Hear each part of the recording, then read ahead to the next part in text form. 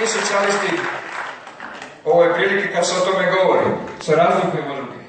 Mi nismo oni koji kritikuju, nego smo oni koji se bore za dobra rješenja. I kada je teško, uvijek ima rješenje. Mi ga pronalazimo. I to smo pokazali u mnogim oblastima za koje smo bili zaduženi jer smo ostvarili rezultate u njima.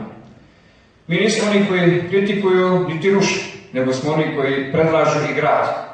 Nismo oni koji mrze, nego oni koji vole, šire ljubav i poštovanje među ljudima. Nismo oni koji preziru, nego smo oni koji poštuju drugi.